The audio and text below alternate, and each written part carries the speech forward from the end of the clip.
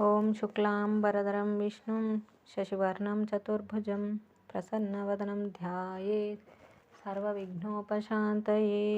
ఓం సరస్వతీ నమస్తుభ్యం వరదే కామరూపిణి విద్యారంభం కరిష్యామి సిద్ధిర్భవతు మే సదా.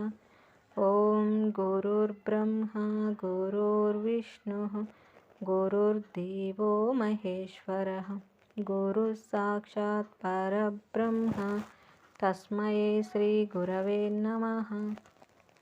మనం యోగ వాసిష్టం అనే గ్రంథంలో ప్రస్తుతం 5వ ప్రకరణమైనటువంటి ఉపశమన ప్రకరణం అనే ప్రకరణంలోని విషయాలను తెలుసుకుంటున్నాము. అందులో మనం ప్రస్తుతం 11వ రోజు జరిగేటువంటి రామవశిష్ఠ సంవాదాన్ని తెలుసుకోబోతున్నాము.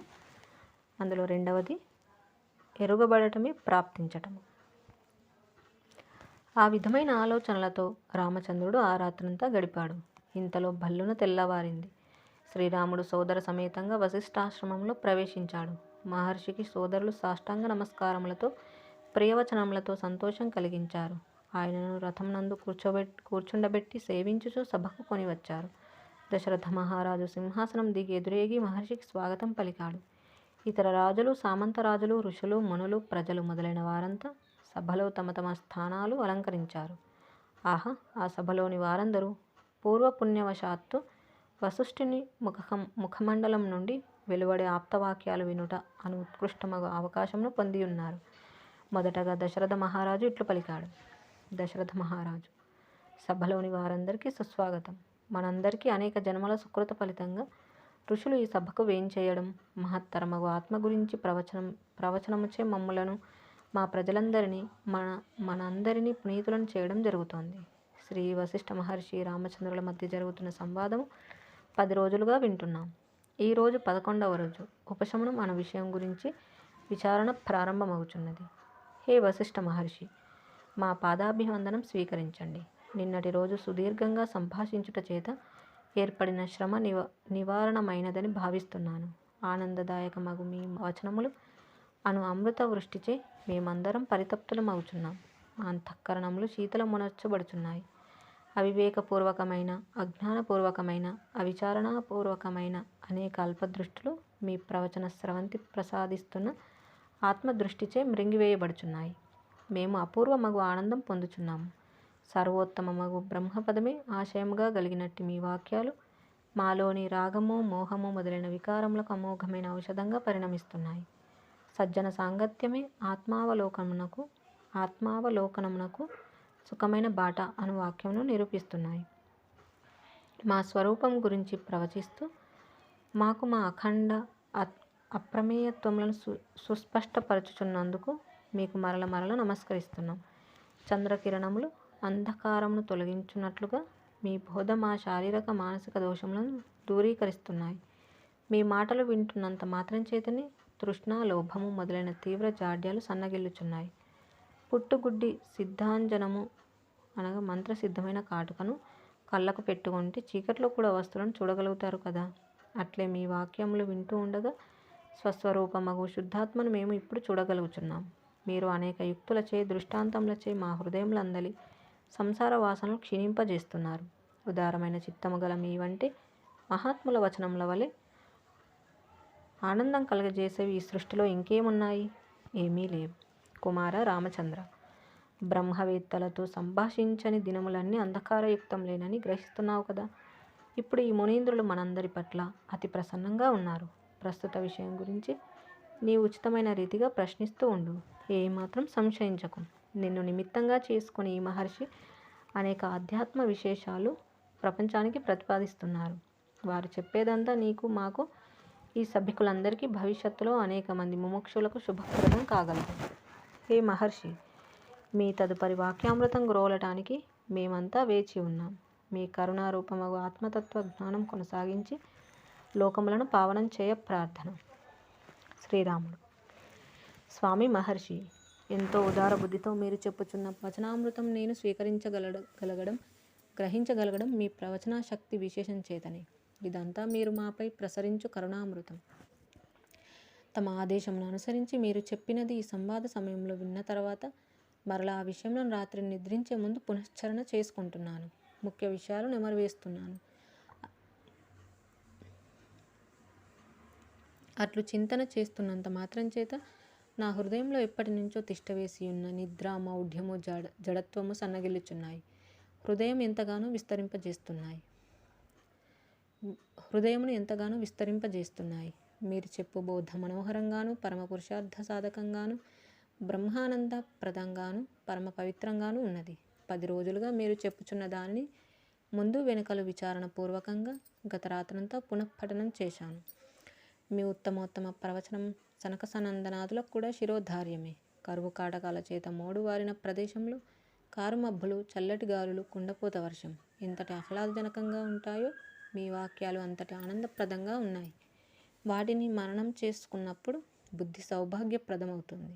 స్వల్ప జ్ఞానులము, పుణ్య పాప భావములచే దొర్లింపబడుచున్న వారము, స్వయంకృత అల్పభావములకు బద్ధులము అగు మమ్ములను వికాసవంతము, స్వచ్ఛము అగు మీ ప్రవచనములు పరమశోభాయుక్తంగా ప్రభావితం చేస్తున్నాయి, తీర్చిదిద్దుచున్నాయి. ఆ సర్వాత్మస్వరూపుడగు పరమేశ్వరుడే మీ రూపంగా మాపై కరుణా ప్రవాహం వర్షింపజేస్తున్నాడు. మమ్ము పరిశుద్ధులుగా తీర్చిదిద్దడానికి మాపై కరుణతో మీరు తమ ఉపదేశములను కొనసాగించవలసిందిగా ప్రార్థన. శ్రీ వశిష్ఠ మహర్షి. ప్రియ రామచంద్ర, ఇప్పుడు మనం ఉపశమన ప్రకరణంలో ప్రవేశిస్తున్నాం. ఇది హితకరము, ఉత్తమ సిద్ధాంతయుక్తము అని విజ్ఞుల అభిప్రాయం. సావధాన చిత్తుడవై విను. ఒక మండపము కొన్ని స్తంభములచే అవధరింపబడుచున్నట్లుగా ఈ సుదీర్ఘ సంసారము రాజస తామస జీవులచే నిత్యము అవధరించబడుతోంది. ఇక సత్వగుణమునందు స్థితి కలిగి ఉన్న ధీరులు ఈ సంసార మాయను నీలాగానే నిరాదరించి వేస్తున్నారు. పాము కుబుసమును విడిచినట్లు వారు నేను జీవుడనను భావంని విడిచివేస్తున్నారు. సత్వజాతులను బుద్ధిమంతులు, రాజస సాత్వికులు కూడా ఈ జగత్తుకు మూల కారణం ఏమిటి అను ప్రశ్నను మతించి విచారించడం జరిగినప్పుడు తప్పక బ్రహ్మమును ఎరుగుచున్నారు. శ్రీరాముడు. సారవస్తువు బ్రహ్మమును ఎట్టివారు ఎరుగుచున్నారు, ఎట్టివారు ఎరగలేకపోచున్నారు. శ్రీ వశిష్ఠ మహర్షి. ఎవరి బుద్ధి అయితే శాస్త్ర సజ్జన సాంగత్యములచే, యజ్ఞ దాన తపాల వంటి సత్కార్యముల అభ్యాసములచే సర్వ విధములైన పాపభావములను త్యజించి వేస్తుందో, ప్రజ్వలించు దీపం వలె ప్రకాశవంతంగాను నిర్దోషంగాను ఉంటుందో, అట్టివారికి మేము చెప్పు బ్రహ్మము అనబడినది తప్పక అనుభవం అవుతున్నది. ఓ రామ, ఆత్మయే నిత్యము, స్థిరము, సత్యము, సర్వశేష్యము కదా. ఇక దిగులు అనుమానములు ఎందుకు? మనందరిది నిజస్వరూపమే. అయితే ఆత్మచే ఆత్మ గురించి విచారించి ఎరుగనంత వరకు అది ఎవరికి ప్రాప్తించుటలేదు. అది అనుభవపూర్వకంగా ఎరుగబడుటయే ప్రాప్తించుట సుమ. నాయన, నీవు ప్రాజ్ఞులలో ప్రమాణశీలుడవు, ధీరుడవు, ఉత్తమ సాత్విక రాజసిక భావములు కలవాడవు. నీవు మేము చెప్పునది తప్పగా గ్రహించగలవు. మరొక విషయం, ఈ జీవులలో అనేకులు నివురుగప్పిన నిప్పు వలె నిర్మల స్వభావులై బ్రహ్మమును ఎరుగగలుగుటకు అర్హులై తగిన వారై ఉన్నారు. అయితే వారిలో కొందరు అనేక అల్పజ్ఞాన వాక్యములు విని అంతటితో వేదోపనిషత్ సారవంతమగు ఆత్మశాస్త్రం విషయమై కొన్ని దురభిప్రాయాలు కలిగి ఉంటున్నారు. అట్టి వారిని ఉద్దేశించి మేము, నాయనలారా, మీరు స్వయముగా పరిశీలించి ఆత్మశాస్త్రముచే జీవులు సంఘములు పొందు ప్రయోజనం ఏమిటో గ్రహించండి. కొన్ని అభిప్రాయాలకు కట్టుబడి పరిశీలన రాహిత్యం వహించి ఉండటం చేత జన్మకర్మలు వృథా అవుచున్నాయి, అపవిత్రంగానే ఉండిపోతున్నాయని హెచ్చరిస్తున్నాం. ఓ సర్వజనులారా, మీరంతా ఈ సంసార సంరంభంను అంతటిని వివేచన బుద్ధితో పరిశీలించి చూడండి. ఇది నిత్యము సత్యము, ఇది అనిత్యము కనుక అసత్యము అని విభాగం చేయండి. సత్యమునందే పరాయణులు కండి. అన్ని తరగతులలోని జనుల యోగక్షేమములు దృష్టిలో పెట్టుకొని మేము ఈ అధ్యాత్మ శాస్త్రమును ప్రతిపాదించుచున్నాం. లోక కళ్యాణమే మా ధ్యేయం. దయచేసి నికృష్టమగు భేద భావ ప్రవాహంలో కొట్టుకుపోకండి. మానవ జన్మ ఎంతటి ఉత్తమ అవకాశమో గ్రహించండి. ఇక్కడ మిమ్మల్ని ఉద్ధరించడానికి శాస్త్రంలో గురువులు సర్వదా సిద్ధంగా ఉన్నారు. మీరు కూడా సర్వసన్నద్ధులు కండి. శ్రీరాముడు. తండ్రి, ఏది సత్యమో ఏది కాదో నిర్ణయించటం ఎట్లా? శ్రీ వశిష్ఠ మహర్షి. దీనికి శాస్త్రములు ప్రమాణం చెప్పుచున్నాయి. మొదట, ఏ వస్తువైతే ఆదిలోను అంతంలోనూ లేదో అది మధ్యలో కూడా లేనిదే అవుచున్నది. 2, ఏది ఆద్యంతములలో ఉండియే ఉన్నదో అది మధ్యలో కూడా తప్పక ఉండియే ఉన్నది. 3. ఆద్యాంతాలలో లేని పదార్థం గురించి ఇది సత్యమే అని బుద్ధిచే ఎవడు నిమగ్నుడవుతాడో అట్టి మూర్ఖునకు వివేకం జనించేది ఎట్లా? ఇక్కడ ముక్తి ఎవరికి, బంధం ఎవరికి అను ప్రశ్నలను మేము తరచి చూచాం, పరిశీలించాం, పరీక్షించాం, గమనించాం. ఈ ప్రపంచంలో మనస్సే ఉత్పన్నమవుచున్నది, మనస్సే వృద్ధి చెందుతోంది. సమ్యక్ దృష్టి పొందినప్పుడు మనస్సే ముక్తిని పొందుతోంది. ఓ రామచంద్ర, ఈ 10 రోజులుగా మనం చేసి ఉన్న విచారణలోని విశేషములను ఎప్పటికప్పుడు పూర్వాపర మననం చేస్తూ మరల మనోబుద్ధులచే పరిశీలించి హృదయంలో పదిలపరుచుకుంటున్నావు కదా. ఇది అత్యావశ్యకము సుమ. ఇతఃపూర్వం సత్వ రజస్తమో గుణ భేదంచే తయారు కాబడిన ఈ జీవజాతులన్నింటి విచిత్ర ఉత్పత్తుల గురించి కొంతవరకు మనం చెప్పుకున్నాం. పరబ్రహ్మం గురించి అనేక విషయాలు చర్చించుకున్నాం. పరబ్రహ్మమే మాయాశక్తిచే జగత్తు రూపంగా అజ్ఞాన దృష్టి కనబడుచున్నది. అదే పరమార్థంన పరిశీలిస్తే నిష్ప్రపంచకం అయి ఉన్నది. ఈ స్థూల సూక్ష్మ సత్ అసత్ దృశ్య జగత్తు కంటే విలక్షణమైనది అది. జగదీశుడు సర్వశక్తిమంతుడు అగు పరమాత్మ నుండి ఈ జగత్తు మనోకల్పిత చమత్కారం చేత ఎట్లు కల్పితమైనదిగా ఉత్పన్నమవుతున్నదో ఇప్పటిదాకా చూచాం. మాయ, ఈ మాయ అనేది కాలవశంగా చూస్తే ఎప్పటికప్పుడు జలతరంగంలాగా అనుక్షణం మార్పులు చెందుతూ నాశనమయ్యేదిగానే ఉంటోంది. అనగా దేశకాలంలో దృష్ట అంతము కలిగియే ఉంటుంది. ప్రవాహ రూపంగా చూస్తేను ఇదంతా అనంతమైనది. చిత్తమే మనుజుడు, చిత్తమే మాయ. అనేక మంది మహనీయుల అభిప్రాయములను పరిశీలించి ఆ తర్వాత ఈ అధ్యాత్మ శాస్త్ర విషయములను నీ ముందు ఉంచుతున్నాను. ఈ విషయములను అనగా ఈ సంవాదంలోని విశేషాలను మనపూర్వకంగా హృదయంలో పదిలపరుచుకోవాలి. వివేకంతో హృదయంను విస్తరపరుచుకోవాలి. అప్పుడు మోక్షస్వరూపుడో కాగలవు. మాయ స్వయముగా స్వస్థానమగు ఆత్మయందు లయించగలదు. దృశ్యము, దేహములు, సంబంధములు, అనుబంధములు, బాంధవ్యములు, జన్మ, జీవనము, మృత్యు మొదలైనవి ఎవరి దృష్టిలో బంధములు కావు వారిని మోక్షస్వరూపులు అని పిలుస్తున్నారు. ఆత్మవేత్తలు అవాజ్యమైన ప్రేమతో అందిస్తున్న ఆత్మజ్ఞాన సమాచారం అనాదరించడం ఉచితం కాదు, శ్రేయము కాదు. అనేక సత్కర్మల ప్రయోజనంగానే ఆత్మ యొక్క స్వభావమై చెప్పబడు సమాచారం పరిశీలించాలి అనే ఉత్సుకత ఈ జీవనంలో బయలుదేరుచున్నది. మమ్ము ఆశ్రయించుచున్న శిష్యులు తదితర ప్రియజనులు శరీరాత్మ భావమును త్యజించెదరుగాక. ఆత్మతో ఏకత్వం పొంది అఖండము, అద్వితీయము, శుద్ధము, శాశ్వతమగు ఆత్మయే నేను అను ఎరుకను, భావనను సుస్థిరపరచుకునేదరుగాక. ఇదే మా ఉద్దేశము, లక్ష్యము కూడా.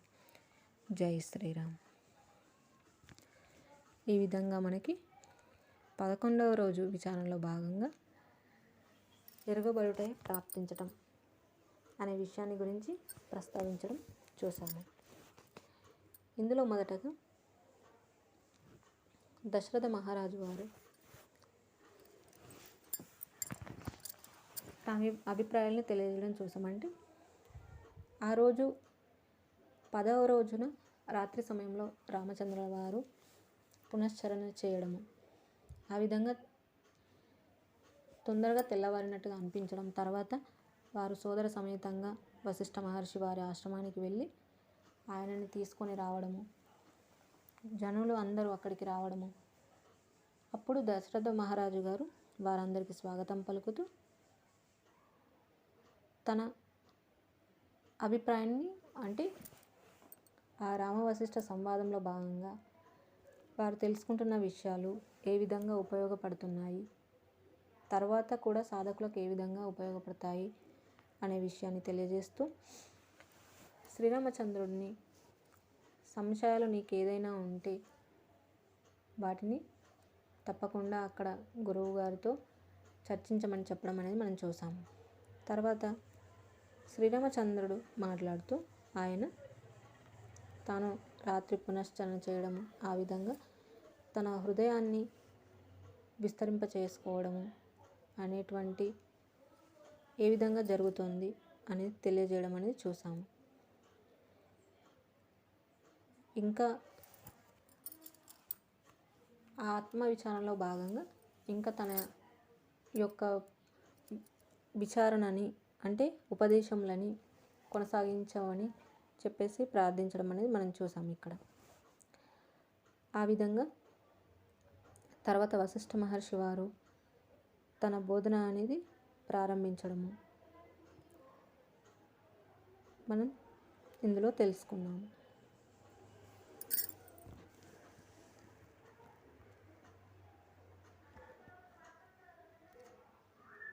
ఆ విధంగా ఇక్కడ వశిష్ఠ మహర్షి వారు శ్రీరామచంద్రుని నిమిత్త మాత్రంగా చేసుకొని ఏ విధంగా ఈ లోకానికి ఆ యొక్క ఆత్మవిచారణని అందిస్తున్నారు అనేది మనం ఇందులో చూసాము.